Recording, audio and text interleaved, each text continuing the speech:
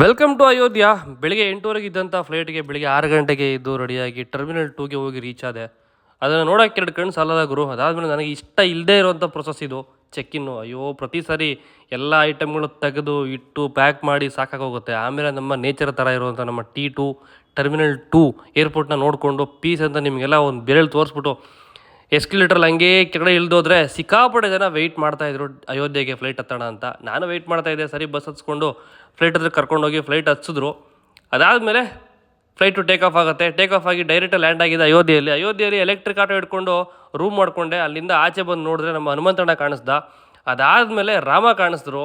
ಅದಾದಮೇಲೆ ಕೋತಿಗಳು ಮತ್ತು ಇವನ್ನೆಲ್ಲ ನೋಡಿಕೊಂಡು ಮೀಟ್ ಮಾಡಿಕೊಂಡು ನಾನು ಹೋಗಿದ್ದು ರಾಮ ಮದುವೆ ಆದಮೇಲೆ ಇದ್ದಂತಹ ಮನೆ ಇದು, ತನ್ನ ಮಡದಿ ಸೀತಾಮಾತೆಯ ಜೊತೆ. ಅದಾದಮೇಲೆ ತನ್ನ ಅಣ್ಣ ತಮ್ಮಂದ್ರ ಜೊತೆ ಆಡಿ ಬೆಳೆದಂಥ ಜಾಗ ಇದು. ನೋಡಿ, ತುಂಬ ಸುಂದರವಾಗಿತ್ತು. ಆ್ಯಂಡ್ ಮತ್ತೆ ಸಿಗೋಣ. Thank you so much. Comment ಮಾಡಿ.